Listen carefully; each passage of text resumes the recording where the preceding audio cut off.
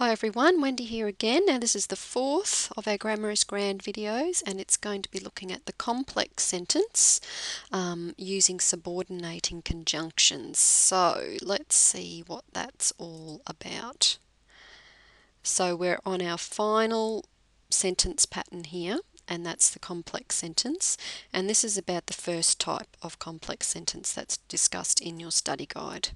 So it says there on page 46 that complex sentences can be formed by joining two simple sentences using either a subordinating conjunction or a relative pronoun. So in this presentation I'm just going to talk about complex sentences that use subordinating conjunctions, and the next video will explain the relative pronouns. So in a complex sentence we don't have anymore just two simple sentences, because one of them becomes a dependent rather than an independent clause. So that means that there's a section of the sentence that if we took it away or took it apart, it wouldn't make sense by itself. It's not a fully formed idea or thought.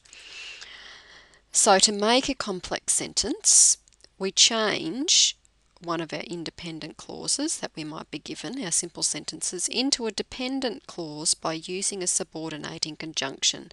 So these are a special set of words that there's a great list of them in your study guide on page 47 that we can use to start these dependent clauses. So let's have a look a bit further.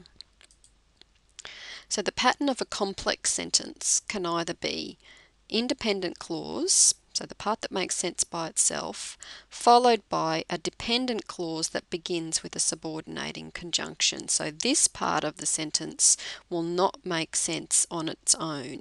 It depends on the independent clause to fully make sense as an idea.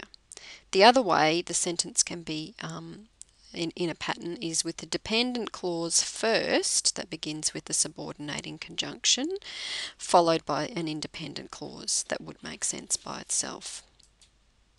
So let's have a look at some examples. So here's two simple sentences that we've seen before. Wendy was tired, she went to bed early. So both of those are simple sentences, and last presentation we saw how to make them into a compound sentence.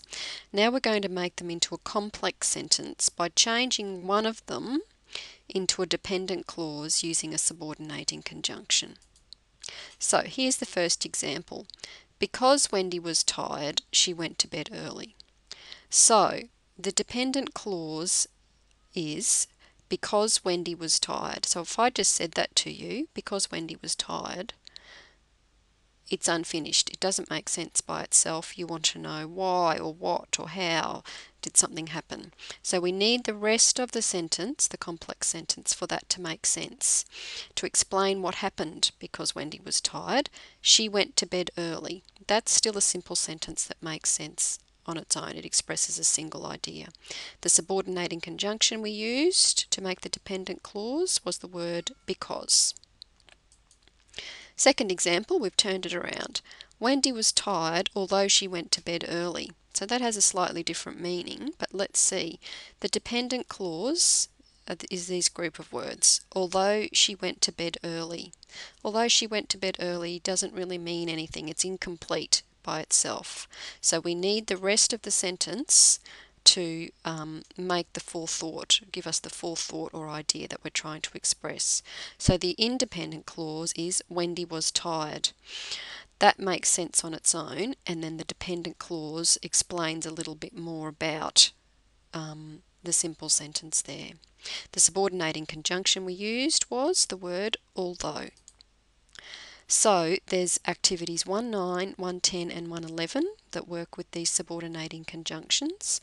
Ask questions as you need to if you work through the activities and the answers don't make sense to you.